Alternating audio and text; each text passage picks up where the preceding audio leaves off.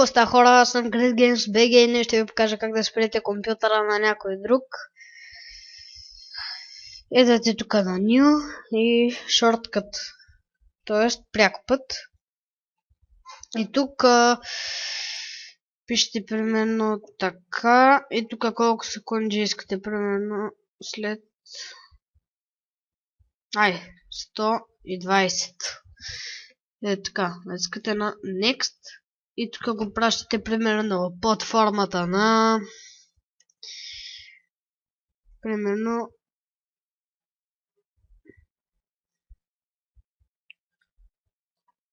Paint Tool Sai. Е така. И натискате Finish и тук трябва да ви излезе една такава иконка. Натискате върху нея и това тук долу. И тук може да си променяте иконката, мисля.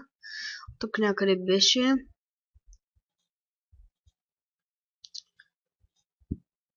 Така. И не мога да намеря. Нищо.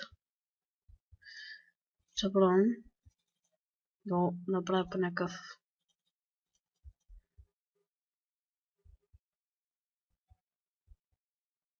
Може би от тук. Чакайте.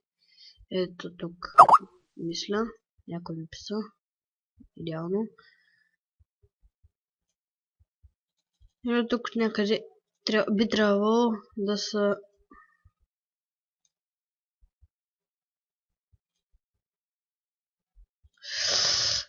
така. Да, ето. Chunk Icon. Натискате и при мен не става нещо. Става, бе. И ето тук ви излизат всякакви иконки.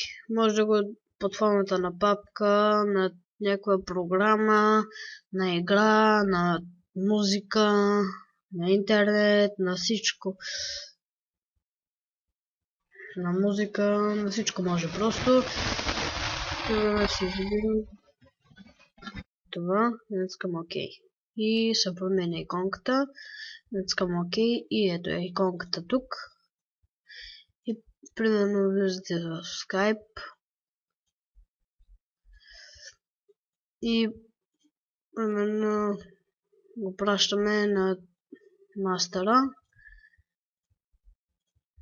И пишем това е програма за правене на аватар. Изтегли я.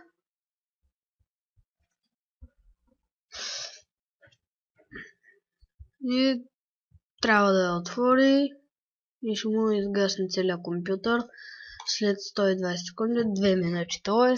да ще му излезе, да натисне Хикс, когато да натисне, пак ще му спре. И така. Това ще бъде от този клип, надявам се да ви харесал. Ако така, дайте палец нагоре и се абонирайте за моя канал. Ще се видим в следващия клип. Чао!